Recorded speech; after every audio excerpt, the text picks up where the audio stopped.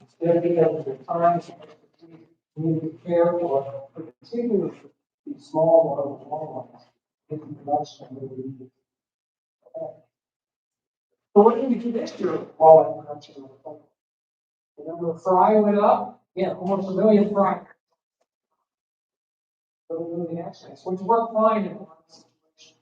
So now we're supplementing we're looking at these other sizes and numbers of fish. Again, the poundage goes up, and then in addition this year, we succeeded in doing things that have never really been done before, like this fish, which is that's a 15-inch walleye grown entirely. Not saying that's going to be standard practice for stocking, but we did it to show them.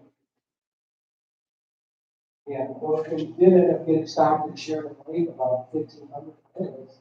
1,500, 2,000. And that was very successful sharing. So, lots of those, these are just recent pictures of some of the fish that were stocked on the Claiborne this year. You can see the sizes, the urban ponds, some musky as well.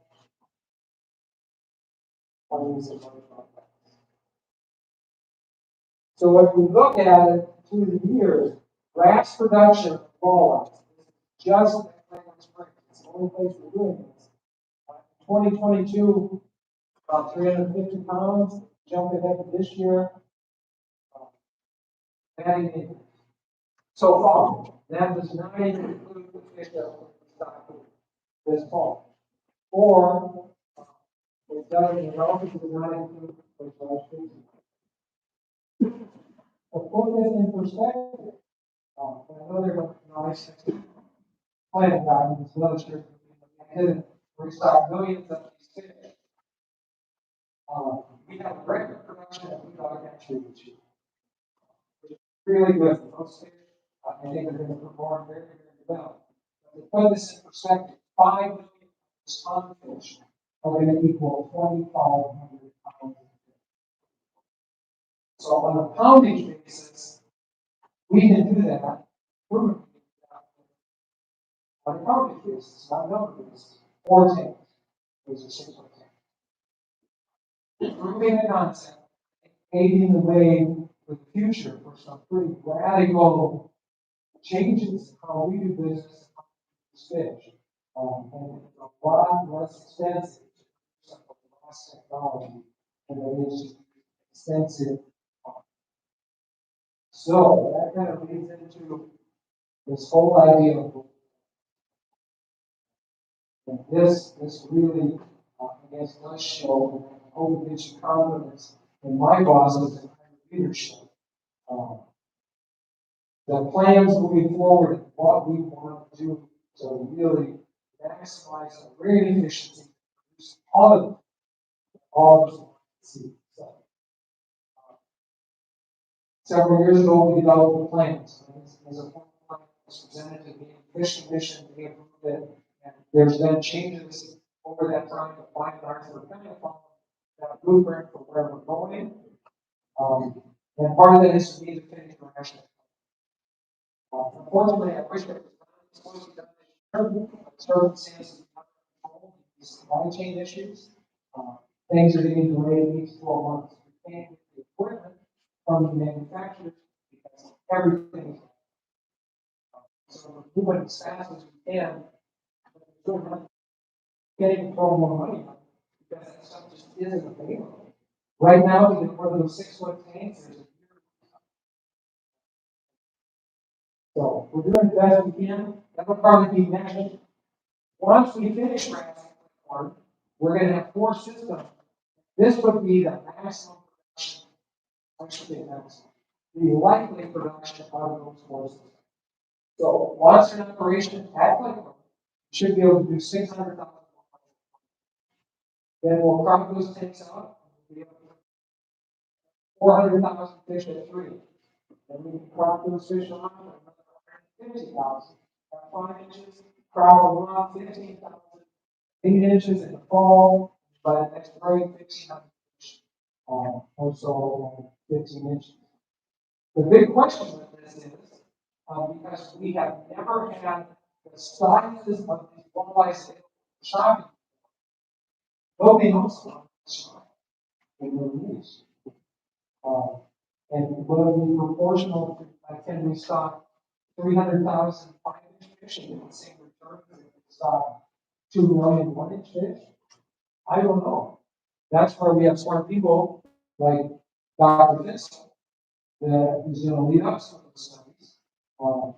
And we're going to get the answers to those. It's going to take a little time. We're going to figure out the most efficient, cost-effective way to get the biggest thing for your dollars that you are giving us to work. But it's going to take a little bit. Again, nobody, this is unprecedented across the country. This stuff is all new. We do know, though, that the state of Vermont just recently decided to ban spawn production and started to stop grass. But they have a very small wildlife program in relation to what we So I'm very confident we're heading in the right direction, but it's going to take a little bit for us to figure it out. All total, that's going to be 17,000, which is going to be 8 times more than we've ever been able to produce on public places. Really exciting. All right. Are these whole plans? Trees? I sure hope so. Because if we can produce a build a new grass, we're going to increase efficiencies.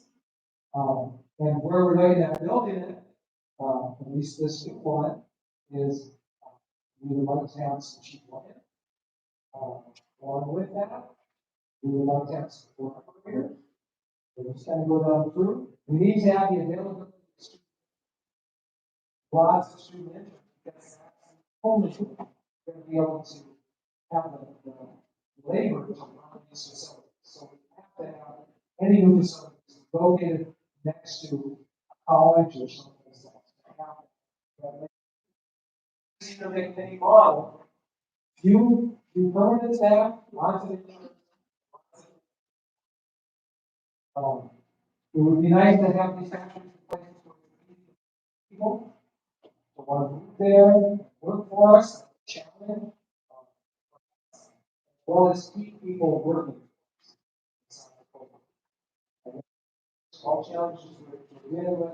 And it'd be nice to locate in some place where there's additional expertise close that we can find engineers, other chemists, food manufacturing, fisheries folks. So the logical choice initially is to put actually SCHU. And we've been working with SCHU. They are providing us land. Right now we have a consulting engineer designing the facility. And hope to have some cost estimates on what that's going to cost. How we're going to be able to do it. Once that's built, go through, yes, we do have a signed memorandum of understanding. We're all on the same page. That's the issue with us. That's what we have. Again, we're working on initial engineering and design. We have to get some permits. Building a lot of paperwork. The timeline just seems to run permanent. They are open processes as well. Once that facility is in operation, combined with Clayton, this is the anticipated wildlife production. SCSU, that new factory, is not just going to be for walls. We're going to be producing bass and catfish, bluegills, and muskies. The big driver there is fish at catchable size for these urban waters. So we can target them, get people excited, hope to get them engaged and involved. But both Clayton and SCSU look at 1.2 million fish. Now, right now, like Blue Bell, we have 5 million fish. So we're not getting numbers of fish size, but as you'll see, the numbers of fish at larger size dramatically greater than we ever had the opportunity. It's called all the way down. And you see, with both hatches together, that's 34,000. And just to remind everybody, prior to RAS, the whole foundation of walleyes were never is 25 feet. So we're talking about a 13-fold increase in walleye foundation production. As well as that issues of one of the other. We take care of our price. Okay, so now we have some big questions. The first big question is, will we be able to afford to build? Actually, that's the issue. And that is a very valid question. Because these hatcheries is that journey. I am told by engineering friends that we are in the midst of the largest hatchery building discovery since the 1950s. All of the older facilities are fine, so it's not just out there. Everybody is refurbishing or building. So the cost of all of the hatchery stuff is all of the inflation. So that's a real big concern. What about additional hatcheries? I'm guessing that Hines might have talked about something in another state. We're open to investigating stopping and visiting with person jiggers and leaders and understanding. We'll explore possibilities. Initial emphasis, wherever it goes, we have to get that messy issue first before we do anything else. And right now, we really don't have relationships established with any other facility, whereas SDSU kids are interning with us. We know the faculty, we know everybody, we don't have a relationship with anyone else. What do we do on this? What happens to Buddha? We definitely need to put it on hatchery for pond production now, and the walleye incubation, we can't do that. And the numbers of fish, we can't meet that without Buddha. Though they had 10 to 20 years, what happens to it? It's a very expensive hatchery to maintain and operate, and it's only going to get worse. So we'll have some decisions to make. Maybe not mine. Let's see, the next big question is, when you retire? I did ask that a lot. Bill asked me that a couple days ago. I used to think that was common. People were like, oh, you're starting to get old. Now I realize a lot of it's sacrifices because they love you. But I am very, very confident. I am just a little cog. We have set ocean expertise right now. I really like to bring up the staff. We have 2 staff members that are in the city dealing with this. Then now our consulting engineer is consulting with them to figure out how to build this command. We went from 4 years ago, honestly, to now we are leading kind of multi-state consortium as far as developing grants. And that's really because of the dedication of the staff and their willingness to see and the freedom they have to just do incredible things. And really, again, not just going so good. Well, we got one in South Dakota right now. It's pretty much unique. Our energy, what we're doing in all the energy system. And we offer that to the staff, the leadership provided by John and our higher administrators, giving us some resources what we do best. But I retire, things just keep moving. I want to be very, very, very sure of that. And now I'm at the point where, like, what new questions do you have to be? I like to talk, let's get around. You know, the panic, I want to talk as much as you like. I have one question. Yeah. I mean, these numbers are driving in my head. This McNally thing, went from 5 staff to 3.5 staff, 31,000 to 150,000. But you didn't say how many subs you put in. Oh, how many? Are subs being paid? Yes. Yes. So how many subs?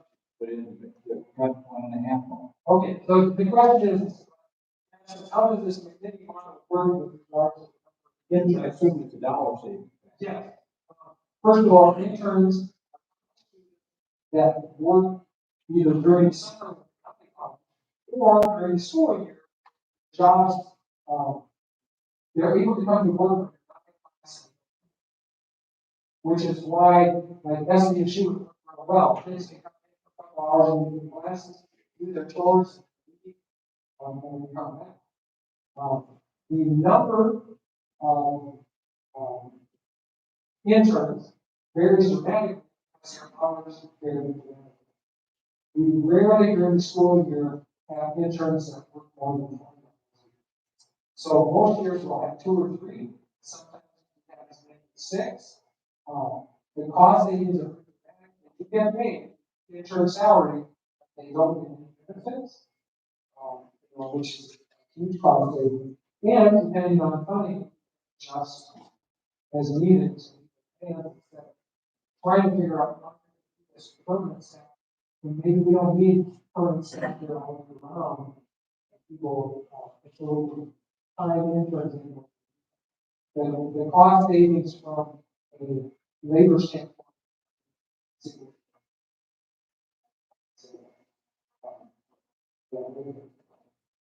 And he said internship. And what we do, how this works. Well, they're cheap, depending on how many you have. Yes. And so what we do is, in order to keep them motivated, they do most of the day-to-day labor. How we retain them, improvement is for the students that are interested. We work with them on research problems. So that when they leave, they will have some time to resume differentiates them from 99% of college students graduating without.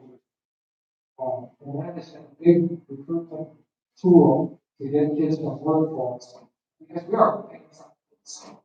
We are being kids. And as if we look at the amount of budget allocated to labor, it has decreased. Does it necessary question? Almost.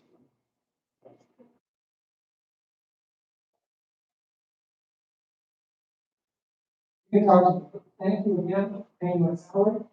Thank you for paying attention. If you got any questions, refer to me or refer to the building. I'm sure they will call. Thank you. I got one comment. Oh, yeah.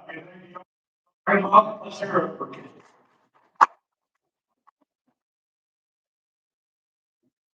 Yeah. I got the good. I was how to get them to the water. Now we're gonna listen to the guy that checks them out in the water and tells us how many should be in there. He's gonna tell us how many are there this year compared to last year. This is far principle of Lake Milwaukee, Lyle, and just the main man for stocking and serving. Thanks, Joe. Thanks, everybody. Nice to see you guys all again. You don't remember I was out here last big presentation. Nice to see you on the same basis. So my name is Mark Meswell. I'm the supervisor for the Upper Missouri River section. That would include Lake Milwaukee and Lake Sharp, and then some of the surrounding small mountains.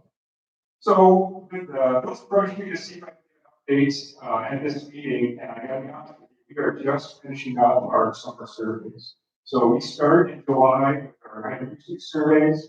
We move into August for doing another crayfish surveys, the warm water crayfish surveys, and then right after that, we started with our gillnet survey. And I'll be honest, we just finished up at Blue Blanket with our gillnet survey on Tuesday, 2 days ago. So it's not full information together, but I did bring some information from our adult gillnet survey, our adult walleye gillnet survey. I figured that's what you guys would be most interested in. You know, how many fish are out there, what do they look like, all that stuff. So that's what I brought today, but maybe that's information from the crayfish surveys, we just don't have it tabulated yet. But here's the back. So the way that talk was going to work, I was going to tell you about some of the stockings we did this last year. You know, our two biggest ones for Lake Hawaii is dinner check walleye, right? That's what I would talked about last year. We need to, get fish out there, we need to feed them. And probably that second part is most important. Whatever fish you get out there, whether they're, put out there by game fish parks, whether they might raise them in a hatchery, or whether they were produced in the water, we have to find a way to feed them, right? We gotta get that condition high, we gotta keep growth. To talk about the stocking, and then again, going to some of the adult survey results from this year.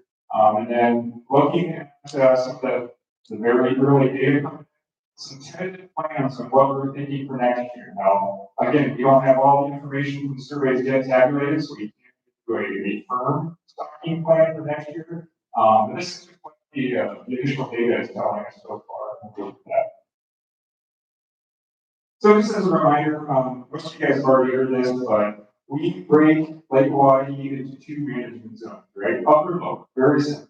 Essentially from North Dakota down to the 212 dam, that is Upper Hawaii, and then Lower Hawaii is the 212 bridge all the way down to Hawaii Dam. We break them up because these two areas act very differently as far as like recruitment, reproduction of walleye, as far as growth, the different prey fish that are available. There's, two fairly distinct, you can call them populations of walleye, separate stocks of walleye. The last few years, we really focused on lower Hawaii. So after the big flood 2011, both fisheries declined. They both declined really fast. So we really focused on lower Hawaii for the longest time because it was the worst of the two different zones. But the lower Hawaii started to recover, and now in 2023, it was time to really focus on upper Hawaii. The first thing we did was really look at our food, right? Condition. That's one of the main things we look at when we are assessing the walleye population. And a fishing condition is very simple. How fat that fish is for a given one, right? How plump it is. For the people that are familiar with weight indices like BMI versus BMI, a pretty high BMI would be a good condition fish, right? So what we want to do is get as much food out there. So this last year we stocked just over 1,500 in upper Lake Hawaii. You guys can see the numbers up there. Now these are adult anywhere from a pound to even 4 pounds. People don't realize gizzard shad get that big, but they did.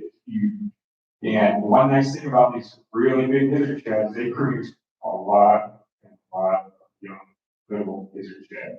And it's a great resource for young walleye. The walleye are about 17, 18 inches, one of the best food you can get. In fact, if you look at some of the fastest growing walleye populations, as far as, fish up to about 16, 17 inches, they get there as fast as they can, and they're almost all on a gizzard shad diet. So you look at Lake Shark, one of the fastest, the small walleye, they grow the fastest on gizzard shad, Lake Shark. Francis Case is the same way. Angostura, the fastest growing walleye we have in the state are all on gizzard shad diets. Great resource. And you don't have to stock a lot of adults because they produce up to 500,000 gizzard shad in 1 year. 500,000 babies in 1 year per adult. So you start doing the numbers up there. We put 1,500 adults in there, half of them are females, and they make 500,000 babies at a time. That is a lot of little fish going into the system. So the second part was, we put the food in there. The next thing we did was stock Hawaii with water. And like Mike was alluding to, Blue Dog did it out of perfect year. They had a really good year as far as volume production. Our request going into this spring was 2.8 billion. That's what we wanted for Lake Hawaii. Blew it out of the water. We ended up stocking over 3.7 million fingerling walleye in Lake Hawaii. And fingerlings, like Mike alluded to, the term fingerling is all over the board. You get a fingerling that's an inch or a fingerling that's 8 inches, right? So most fish for the early stock, they're between an inch and 2 inches, I would say. Is that a fair assessment, Inch and a quarter, okay. So on average, inch and a quarter, inch to 2 inches. You go down, it's unbelievable that we were able to stock over 3/4 of the over 800,000 walleye fingerlings in a single location like Swamp Creek with us. 500,000 at, Indian Creek, even more, so, yeah, just saw a lot of fish, like this, it was a very good year for walleye. So that's what we did this spring, we were busy out there, we went to shad, and I reminded everybody too that each shad, we get them, we go out and shop them, load them into a truck and pull them up. You know, these are not raised in hatchery, as far as I know, they've never raised these are shad in hatchery. So all those shad that we move, we have to dip them one at a time with our chop boat, load them up and bring them all the way up to Lake Sharp. So to be able to move 1,500 fish, that's quite easy. So our walleye survey, we started this in September, and it takes 2 to 3 weeks to finish. Like I said, blue blanket, we just finished on the 26th, so that date is not going to be included in here because I actually haven't seen it yet. You know, the crews that were out running the nets, we're all Tuesday, haven't been able to include that yet. The way we split it up is we have 5 locations in Upper Waukee that we deal with, 4 locations in Lower Waukee that we deal with. At each location, we run about 24 gallons at each location. So, yeah, 96 nets on the lower end and 120 or so on the upper end, I think it is. So a lot of nets in the water that whole time. We set the nets one day, come back the next day, pick them up. All the walleye that are in the nets, we take out. Obviously, we count them, we get their length, we get their weight, and then one of the most important piece of information we get from these fish, we actually crack their heads open, they have an ear bone inside called an otolith. And that otolith, we can crack, and this would be months down the road, crack and age those fish just like the growth rings on a tree. Now that's the information I have in here because the otoliths we have to get left dry for so many days and stuff, so we don't have any growth information, but that's probably one of the most important pieces of information we get from these gill nets. So then they have to talk about numbers, abundance, length, stuff like that, and condition. So, you know, the number one thing people ask me all the time, what I heard about this summer was, holy cow, there's a lot of fish, especially on Hawaii. I heard fishing was good in Hawaii. Well, our nets reflect that 100%. So that top right graph, that is going to be it's called catch per unit effort. So think of that as the number of fish we caught per net in the water. The dark black lines or columns are going to be fish that are between 10 and 15 inches. The light gray is going to be fish that are between 15 and 20 inches, and the dark gray is going to be fish that are over 20 inches. And the striking thing is, if you look at Upper Waukee, we were hovering around on average, 2 fish per gallon. We're pretty low, right? Then all of a sudden, it doubled in 2023. And now that the student one, you might say, well, this fish didn't come out of nowhere. You're absolutely right. You know, you can't all of a sudden have a whole bunch of fish that are 15 to 20 inches, right? The fish were always there. That's the one thing that is really hard to do. The fish were deep last couple of years. And we heard that from our anglers.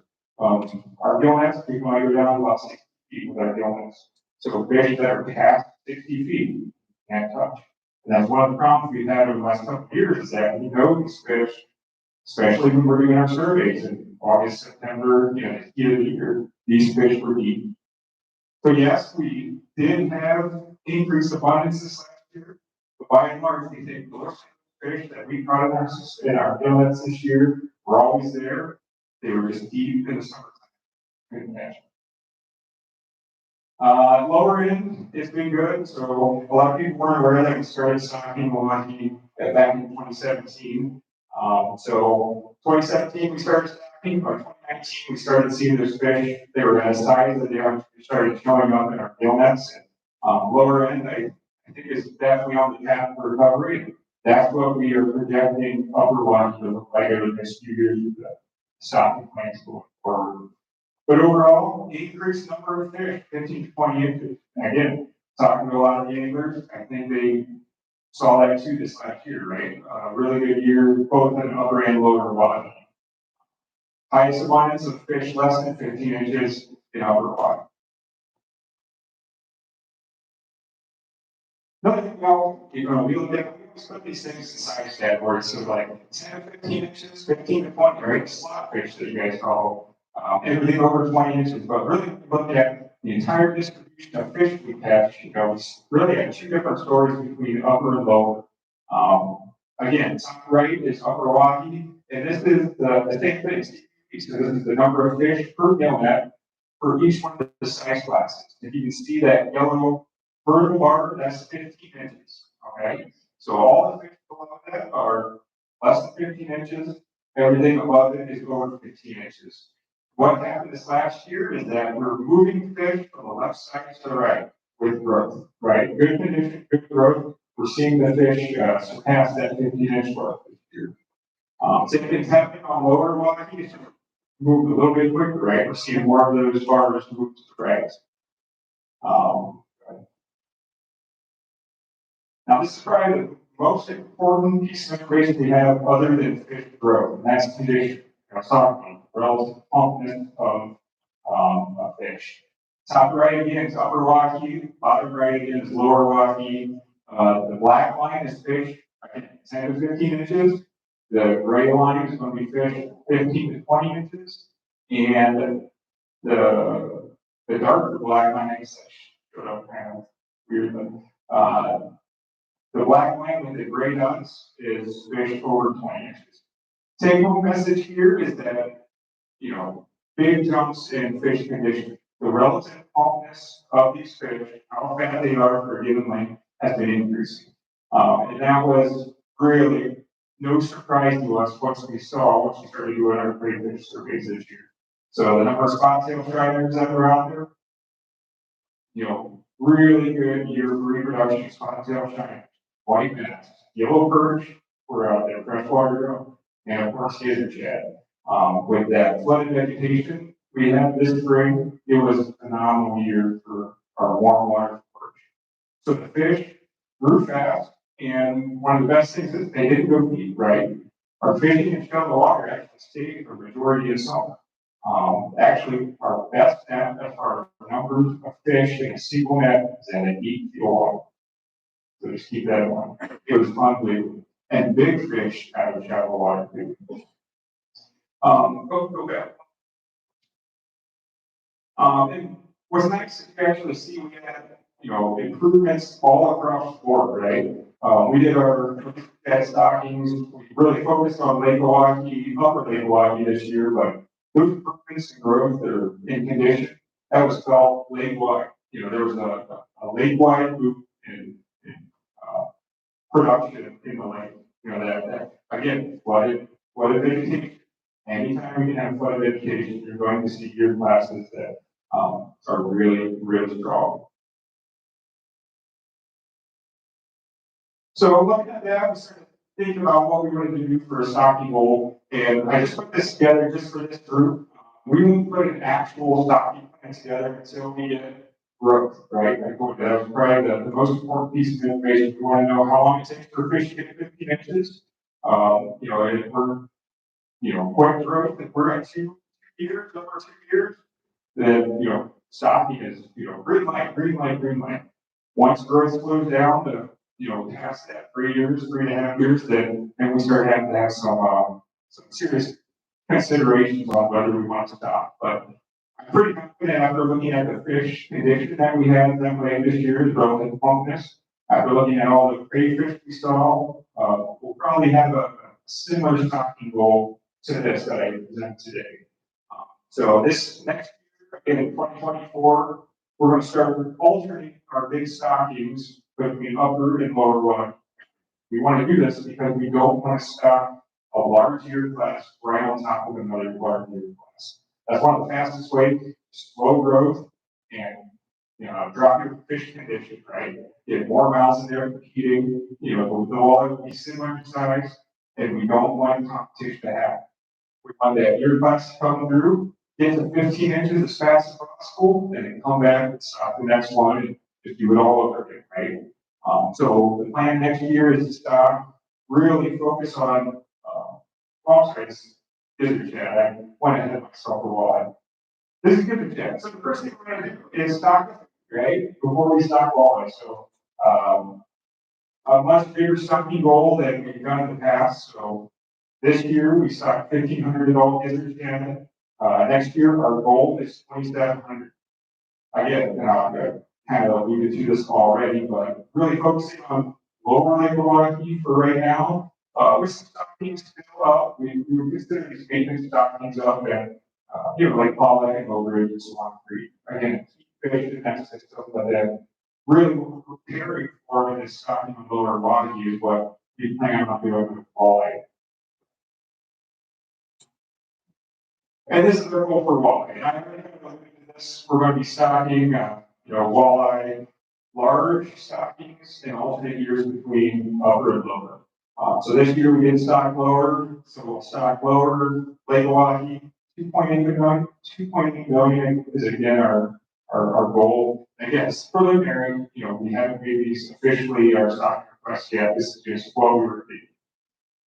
We didn't want to stock because that was a really nice stocking this last year. I think we only put 100,000 up there. So aside from pollock, most of the stockings are going to focus on lower Lake Milwaukee. And again, the reason that we're alternating between upper and lower is because we don't want to put a strong year class, so the sites are stocking 800,000 all. We don't want to come back through and put another strong year class right on top of that and hit a growth. So, how was 2023? By all accounts, with our, the anglers I talked to, both on lower Lake Milwaukee and upper Lake Milwaukee, is a really good year. A lot of people say that fish look good. There's a lot of fish out there, and fish stay shallow, which is, really the goal of, anytime we put more water crayfish out there, condition, growth, that's all very good, but then we also want to keep those fish attainable to most of our acres. So it was a very good year. Approximately 2.5 million in alternating years, 2.5 to 3 million. That's going to be our long-term plan, but that's got to be a data-driven plan, right? So if we see increases in conditions, we see growth start to stop, then we're going to take a hard look at that plan and see if we'll continue with that. But as of right now, it's looking very, very good with Lake Milwaukee. Continue stocking Elk Creek on Visit Jet. This is something we're probably going to do for many, many years from here on out. Chad are one of the best trade resources for walleye, and we'll keep putting them in there and keep catching as many as we can. And then obviously continue to monitor walleye and the food, track growth condition, and then if we need to, we up the number of fish that we stock. We need to also cut it right back down. So it's a data-driven management. So we have to see what the fishery looks like before we maintain stock. That's all I have. I don't talk as long as Mike, but if you have any questions, be happy to answer them. You guys estimate the annual harvest? So we did Creel Lake Milwaukee this year, but I don't have the estimates on hand. For Creel just formally ended at the end of July, I think. So we Creel from May, June, and July. I can get you by this probably November. I can get you those numbers. It was higher, especially on lower Lake Milwaukee. It was such a good year on lower Lake Milwaukee, actually, that shark bite, I don't say it turned off, but people stopped fishing shark to go fish on lower Lake Milwaukee this year, which is something that hasn't been done for a couple of years, a lot. But yeah, we do have that information this year. So we Creel on shark and Lake Milwaukee in alternate years. So this year we Creel Milwaukee, next year we'll go shark and back and forth. So we will have that information for it. Mark, did you guys concentrate on lower Hawaii? I mean, all the days on the water, never saw a Creel survey guy once up here. So we had Creelers running throughout the lake, and it was focused up here on the weekends because we need to get angler interviews. That's one of the things that we have to do. So we try to maximize the Creelers effort by going to the ramp and the day of the week that they would get them most. So, a lot of guys do a lot of fishing during the week, like weekdays.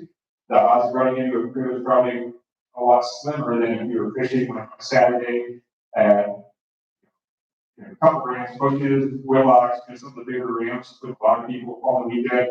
That's where our crew would be.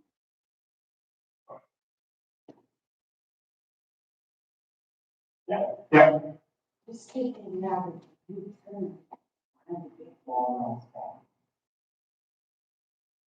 Here we go.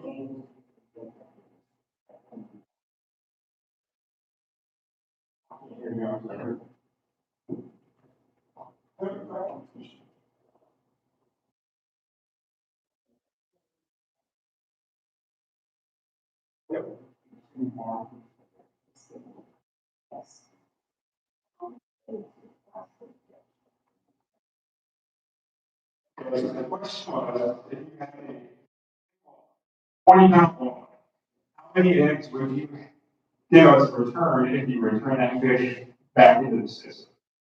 Fair question. We get that question all the time. There's two different answers. The answer is the number of eggs for the female, right? But if you look at the number of fish that survive, the eggs that survive, it's the rule of 10%, right? In general, not pie in the sky, but in general, on average, 10% of the eggs that a fish releases that it expels are fertilized. So let's say you start with 1,000,000 eggs. 10% of those are going to be fertilized, so you're now going 3,000. Of the fertilized eggs, 10% survive to hatch out, right? So 1,000 down 10,000. Then they have to survive, fry up to the next stage, spring. And you just see it goes down and down and down. So even though you have, if I start with the number called green eggs, so unfertilized eggs, the number of fish that would actually survive from that to become a 15-inch walleye is very low. That is why, these species have so many eggs, because they're banking on, a lot of them are not going to make it, right? Conversely, and we talked about this, we get the hatchery, we can control for all those steps. And instead of having 1,000, 500, whatever it is that made it out of that initial 1,000,000 eggs that were deposited by all the females, all of a sudden we're having hundreds of thousands, greatly improve the survival, the output from that, whether one female or 10 females, whatever it is. We can just control it so much more in the hatchery that it's way more productive to take those eggs, put them in the hatchery, and then release them back out. Now, I say that too, a lot of people wonder, should we release these fish because we're short on eggs? We are never short on eggs in Lake Oahe. The number of eggs doesn't drive how many new young fish may get out. A lot of that is environmental. So I talked about survival of, say, a fertilized egg. It deposits a fertilized egg. These eggs are sticky and they stick to a rock, right? Well, if you have weight action, a lot of those eggs stand up at the wrong time. Sedimentation. When the weight serve the sediment falls down, you can suffocate those eggs. A lot of those eggs are going to have. Even after they hatch out, these little, they fry, like 1 to 3 day old fry, they yolk sac. If they can't find something to eat within the first couple of days after the yolk sacs are done, they're running out. And so your level of mortality is so high in nature that we're never egg limited. We're always bound by what Mother Nature provides us after those eggs are born. That's why we can have the same number of females out there at any given time. One year we have a year class that's unbelievable. And the year before, we might have the same number of females in one given year class. The number of eggs produced was the same both years. The only difference is that the environmental conditions were conducive to making a really strong year class. The next year, those life stages, each one of those, maybe wasn't 10%, maybe it was 1%, maybe it's 0%. The number of eggs out there is, we're always saturated with eggs. How survival happens after those eggs are released, that's the most part of it. Yeah, that's a good question. We did that.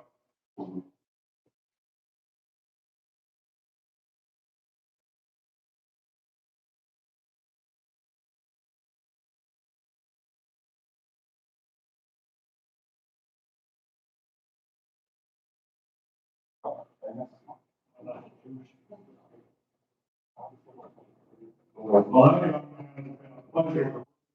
We started this. The wealth of knowledge probably is one of the best public relations people that game fishing parks has. We really appreciate what you do, how you work with people, inviting our folks out to do the surveys with you. I encourage you to go when those invitations are open, to go out and really see firsthand what goes on your river, because it is your river. One of the things we ask them to do is, how are we gonna know how this coalition game fishing parks effort is progressing over the years?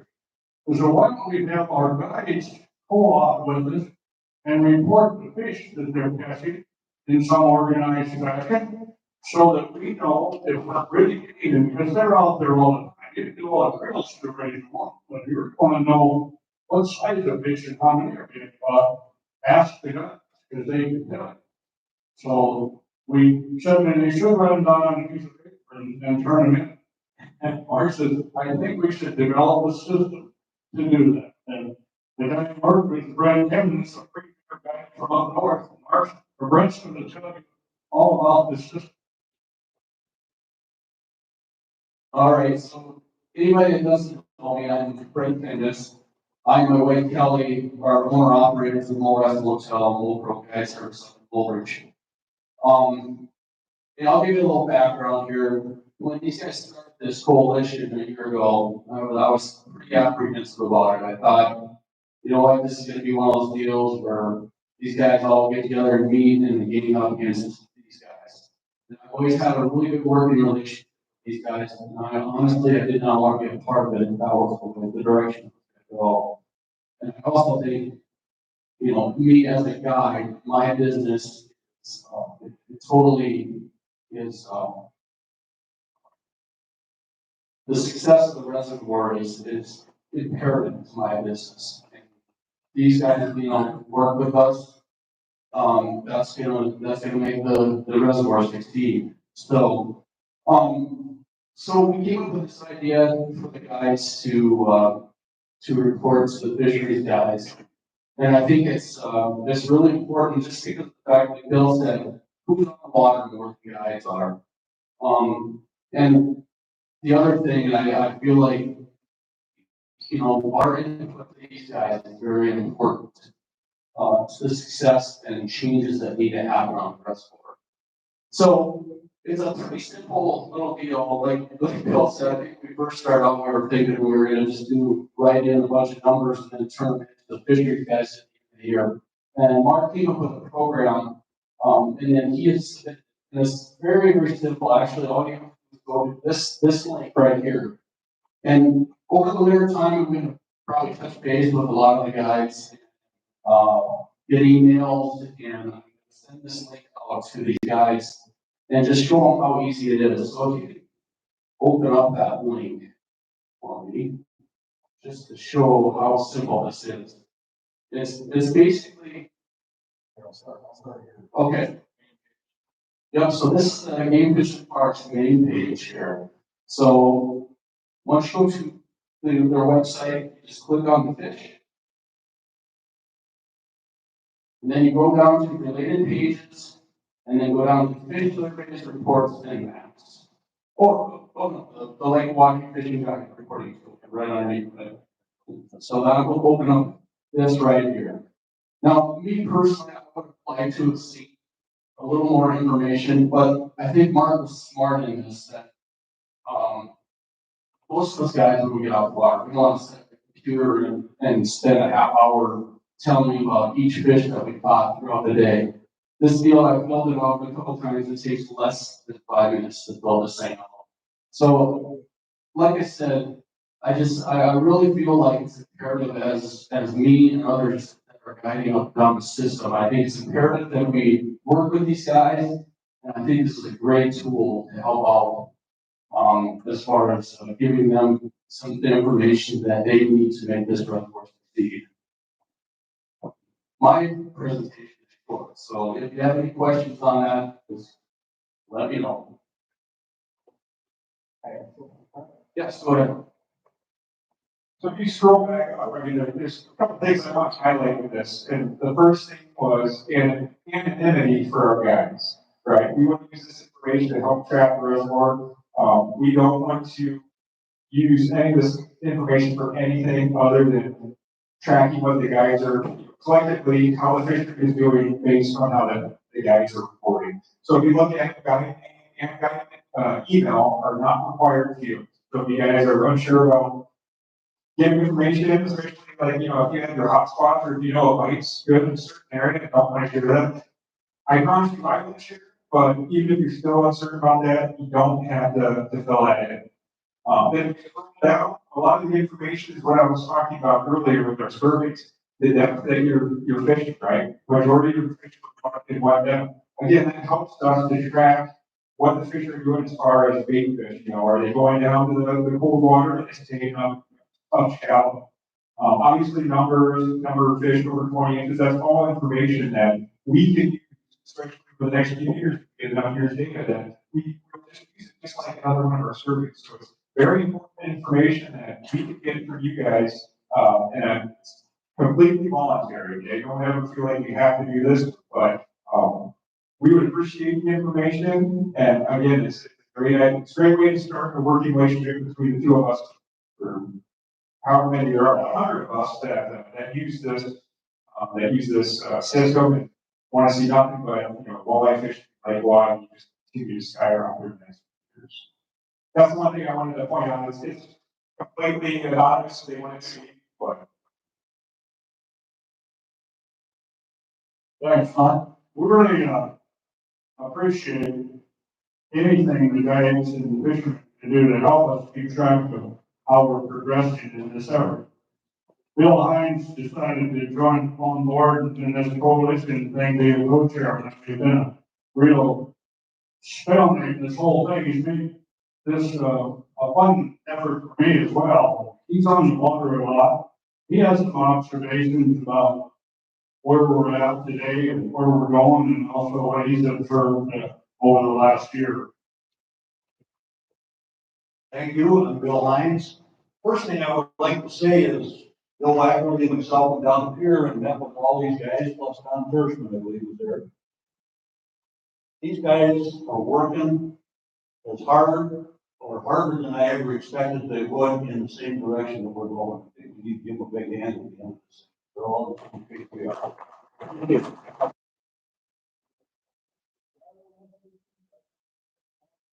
And Michael was kind enough to show me through there. Very, very impressed with his employees' work, his work, and the system itself. And what he's got going forward is very exciting. This is a phenomenal way to raise walleyes going forward. We had one of your employees, when they were releasing the fry, handed me a little note, and he was upset because he thought we were trying to help close Blue Dog hatchery. Nothing, never said anything of that, but he was, I don't know what drove that, but he handed him this letter, and it could say anything better. We are not trying to close Blue Dog hatchery, we want more hatcheries. And, what they're proposing for MCSU is very exciting.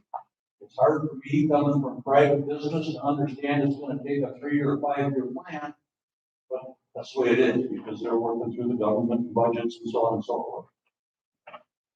He's been very good to work with as far as we share ideas with. And one of the ideas that we came up with, or I came up with, is we built a salmon spawning station 30, 40 years ago, whatever it was. So why is that thing just sitting? Why can't we use that for using walleye, smelt, business channel, whatever? But Don talked to Brian and heard the thing, and we talked about that in here on Tuesday. A lot of reasons it's not going to work. Can't work. It's not designed for that. It won't be designed for that. So they answered the questions, but they entertained the thought process. We appreciate that. The other thing, I've been out to Claiborne twice, and that was Michael once. And I think Brian was the other employee I met with. When we talked about the 10% rule, survival, I brought that up to Brian. And I said, you know, tell me, I suppose you guys are looking for a 20 or 30% survival rate. He looked at me with daggers in his eyes. He was so offended by that. He said, we fully expect 75 or 80% survival. But that's how phenomenal these RESs are. Really look forward to it. We need to keep these guys in the loop for what our thoughts are because they're driving the bus. It's their system. Doing, I believe, but changed my tune since I started this thing. I think they're doing the same driving that we are. We like to take credit for being the cattle prod that keeps pushing them, but they're going that direction anyway. And, we appreciate what you're doing. We've talked several times ago about another internship program. So I got together with, President of Northern and Melissa Easto. We met and they're as excited about doing something with this that these guys are. That to me is a natural. It's halfway between Waukee and Waukee, and if they can get the environmental or the studies to go along with it, I think it's going to do nothing but help. Both they were excited. These guys were excited. So we're going to keep pursuing it. Wales going to call me here in a couple of weeks. We're going to go out and visit with them again about it. So, very excited. I don't have a lot to add. These guys are the experts. They're doing a phenomenal job. And I think I can't tell you guys anything about the forage base out there. You go out that river, a lot of people. And unfortunately, I heard through the grapevine that all of these tests and gill nets and all that, Swan Creek was the worst area for the population showing up. It must have been. We're better fishing. Well, right, but everywhere else in the core, other areas, it was a phenomenal increase. I think we were about the only ones that weren't that much. That'll change. Mother Nature will do that. But again, I don't have much to add. You guys know what's going on out there. I think the fish look healthier this year. We bought more fish, not as many as I want, but the numbers aren't there yet. They're coming. Again, I can't give these guys enough credit because they're on the same page we are and ahead of us. I didn't think that a year, 4 months ago, but I do believe it now. And I want to thank you guys again. That's all I am. Thank you. Thanks for all your efforts, Bill. Well, we put together a 5-year plan. We shared that with the game fish officials and we have, I'm going to go through that. It's really impressive. We got input from all over the place. We had input from businesses and from the town, the tourism organizations about getting this thing improved and post haste. Bring the fish levels up. Bring a fisherman back. Let's have the money. Let's have the revenue. Oh, so we put together a plan. We started that a year ago, and again, the cooperation that Bill is talking about there has just been phenomenal. And this year, they get the stock and we find them fatter and bigger and healthier, and they will prove that they grew a little faster this last year. We're looking at the 5-year plan, the Claycorn RAS, and we'd like to see that. It's progressing well. We've informed to address the walleye population in Lake Hawaii, but we soon realized that the guys have been begging for walleye all over the state. Across the game fish parks, and they kind of divvy that up. There's only so many available, so we quickly realized that what we really wanted to do was improve our hatchery capabilities, which they're doing with the RS, hopefully with Roby, so that we can stock all the river systems and all the lakes across the state of South Dakota, so all of our businesses and all of our towns can thrive. And walleye fishing will bring more people and more money to South Dakota than pheasants. If you can imagine that, there's no question about that. But we really need to become the walleye capital of the United States, and we can do that. It's going to take money and it's going to take time. We're pushing for that. That's what our goal is. Department of Tourism, Missouri River Tourism, we're meeting with those folks on board, and with the state of South Dakota to fund, help these guys, because they don't have all the capital money to build buildings, and they also have to operate and maintain them once they get them. In 2024, we were looking at completing the Claycorn hatchery development district brewery system, and that's still up in the air. And Dr. Marks, it's a little difficult to do. We don't know how to make the grades district yet, but I know that if you don't get to them and get them picked up and get them moved within a real short period of time, you won't have it. So if you don't have food, you don't want to stock a bunch of fish in the river system. So we want to figure out how we guarantee, hopefully, a guaranteed supply of gizzard shad. Secure an additional transport vehicle for the movement of gizzard shad and walleye. One of the big things that we have these facilities, we have to be able to move the fish around. And in this plan, it calls for two, was from our peer meeting, and decided one would be better, and then some, about 4 or 5 more smaller trailers to haul these fish around and move them from a hatchery stocking facilities. And call for the stocking of 2,500 gizzard shad, 2 walleye, and fingerlings on walleye. Again, what Michael said, we're racing in the RS facilities now. The numbers aren't so important as the pounds. How many pounds of fish? If we get bigger fish, it won't be to do the numbers. Hopefully, we can prove that the survival rate is better with bigger fish. It makes sense. But we don't know that for sure that that's the case. So we probably see bigger fish, but not the numbers. 2025, we'd like to see the RIS hatchery rookies completed. Of course, again, equipment. We've been held up in Claiborne Springs because of HVAC equipment, other kinds of things, not necessarily related to the RIS. The tanks and those kinds of things are real competitive now because the commercial guys are starting to raise fish this way. Because they know they can make money, they can raise them quicker, faster, more efficient. And so we have to compete with them to get the equipment for these facilities as well.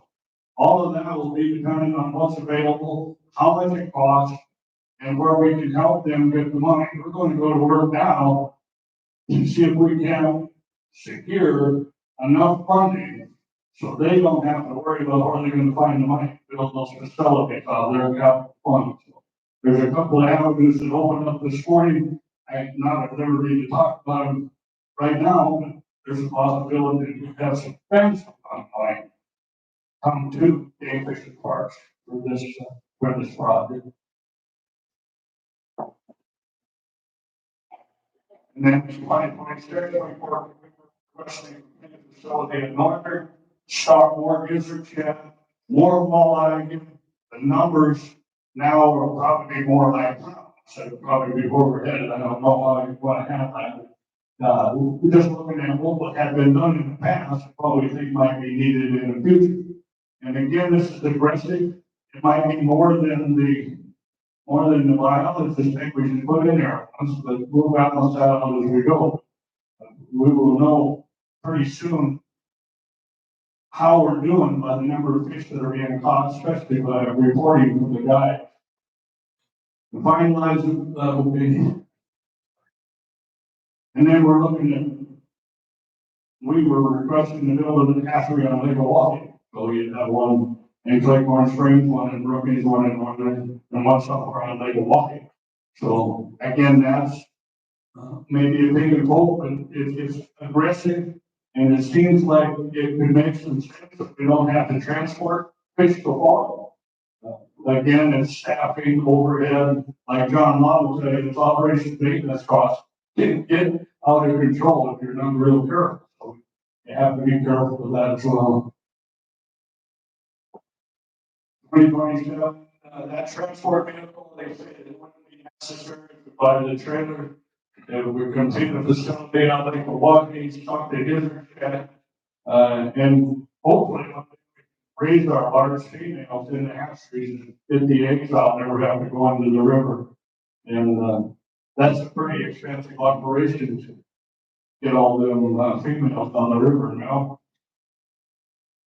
That's probably $800 to $1 million a year just to do that. I would guess. How's that? Am I close? Less than that? Oh, well, that's amazing. And again, you just continue to stock gizzard shad and a walleye, alternating upper and lower Lake Milwaukee. And if you stock the fingerlings, and hopefully we can make South Dakota the walleye capital of the United States. We have the lakes, we have the rivers. What we don't have is the numbers of fish and the ability to bring people here so they can go out. young people to come here to the campus, go down to Swan Creek, set up their tent, and in the evening, go down to the shore, catch a half a dozen walleye, go back and cook. Same thing in the morning. You don't have to have $140,000 boat to catch a walleye. But that's the kind of thing that we'd like to see in the future, that these gizzards got to bring the fish up shallow. We already know they're keeping the big fish farther north. We prove that fish, maybe that. So that's the goal. And to continue to stock fish statewide to maintain our ranking as a walleye capital of the United States. And there's no question that the economic impact of this program will be overwhelming in the years to come. Our lakefront, riverfront communities will prosper like never before. And the sales tax, tourism tax, and additional license revenue will make their initial investment inconsequential. That's pretty aggressive. We shared that with the guys, and they kind of go, they give me the deer in the headlights look, and I don't blame them, but that's kind of, we've got a lot of input from people about how fast we should do this. So this is about it as an aggressive plan. We thought we'd better put it forward. We have to back off this a little bit. I would think John's over there saying, oh my goodness, how many $1 million back that cost, but we're going to work with them, and we're going to try to, with your help and input, continue to call us, tell us, go come to our meetings so that we can continue to work and make this thing work for everybody, because we really want everybody to come to South Dakota and fish. Glacial lakes, eastern lakes, the western lakes, and the entire river system along all of these Kentucky. We don't have to worry about them coming to Lake Hawaii if we have walleye. They will be here. They love to come to Lake Hawaii, Francis Cave, the whole river system. Any questions? Yes. The walleyes that are raised, when you transport them, is it more stressful on the small walleye transporting or big walleye, or is it all, there's no stress on the fish at all?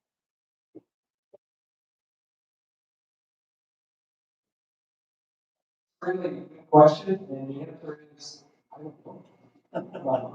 We rarely have had the opportunity to pass transport by ball. I will say anecdotally that even hauling those large 14, 15 fish from Clearwater to Cherry Lake this year, we definitely learned, I guess, from not to, in a certain sense. Talking about next year, we do that again, we're going to be handling a little bit differently, style in different places. They didn't want to get stopped in the middle of the day, but never really noticed that before starting juvenile. The fingerlings of various sizes. So, I don't know, I can say biologically, the most stressful time for all of those is when those fish get in the net. That's well documented from all fish species. Usually once they're in the tank, that's pretty, everybody just comfortable. I've seen kind of spring break, you release some salmon down there, and it hit some chips in them. So I said they put some chips in them to track the predation on them. Was there any results on that predation, or is there plan to do that with walleyes also? Yes, that was, we were just finishing up two different projects. So there's two different grad projects that one of them they were looking at post-stocking predation of salmon. And so salmon is another species we stock. We stock at Whitlocks. We put some fishing transmitters down that actually give off a different signal once that fish is eaten. Got a little memory on it. When it hits that digestive juices of whatever you eat it sends a different signal, right? And so far we learned that 20 to 30% of our salmon are eaten just within a few days after putting them out there. So when we talk about stocking salmon, whenever that come back, believe it or not, a lot of our salmon is a really good breed resource for our walleye. Holy cow. But luckily we got some that come back, and I don't know, a lot of people from up here fish salmon out on Lower Lake Hawaii, but one of the best years of salmon fish we've had on Lower Lake Hawaii in a number of years. So that was one part of that study. The second part was the advancements in telemetry, acoustic telemetry, was so good that we could get a tiny little tag, like the same asphalt that big in the last 2 years.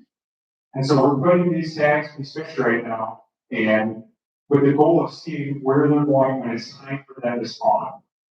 And so even though we put them in this last year, we won't know the results of that specific project for another 2 years, because those tags are still alive, they're still out there. But the goal of that is to refine our salmon spawning procedures. Again, like Mike said with the hatchery, become more efficient with everything we do. We can find ways to adjust how we get our salmon, when we get our salmon, where we go to get our salmon, et cetera, et cetera. We just become more efficient, spend less money on that aspect, and more money on, different aspects of fisheries. But, yeah, as far as the patient stuff, a lot of fish eat salmon, a lot of walleye eat salmon. So we wrapped up a jaw tagging study from 2012 to 2016, and that was we tagged nearly 40,000 walleye at that time. It was a really, really big project. It was a collaboration between us and North Dakota and SDSU. And when we're talking about walleye in Lake Waukee, walleye, there's no boundary, they don't see state boundaries, so really good cooperators in it with North Dakota is important. And we have already started those discussions of starting another tagging project on Lake Waukee with Bailey's and the county in North Dakota, starting another study and potentially having a country component to that as well. Mark, wouldn't you say though, with the mortality rate, right now, you can't stop it, it's not walk, you can't make it small. Well, yeah, that's another microeconomic one. The advances in acoustic telemetry, the small batteries, the small tags, the walleye would be way too small to tag at that point. So what we're talking about is extra technicals and following up if we do this in the future, not the small walleye, way too small for the tag, and they're an inch, 2 inches. The smalls, are 4 or 5 inches that we can tag them. But yeah, something that we have been talking about. You put 300,000 walleye in Swan Creek. Are those fish become imprinted to that location, or does it not work that way? So, that's a question that we have. That's something that we're actually, for some of our jaw tagging questions, and we just finished a telemetry project on Lake Sharp as well. And it's on site fidelity, how often fish go back to where they were born, where they spawn, and they go back year, year, and year. And so that's a question we're actively looking at right now. We should have answers from that probably in the next year, but, yeah, conversely, on Lake Sharp, we have accuracy transmitters in, adult walleye, and we've been following them for, 4, 5, 6 years now. So look at questions just like that. Granted, it's a different system, Sharp is much different than Lake Waukee, right? But preliminary results look like there is high fidelity where they are going back at least to the same locations every spring that's on the same locations. And it's not all fish, we have the oddball fish that is, one spawn period, next spawn period is up here, but in general, it does look like a lot of the females in particular are, do exhibit some form of sex though.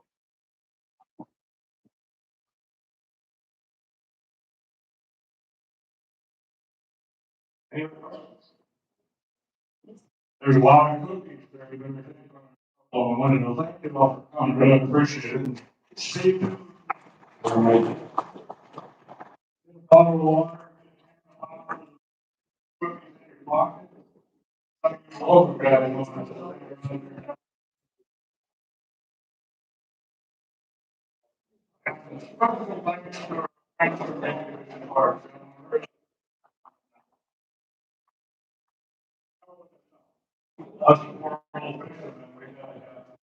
More videos we can catch up to.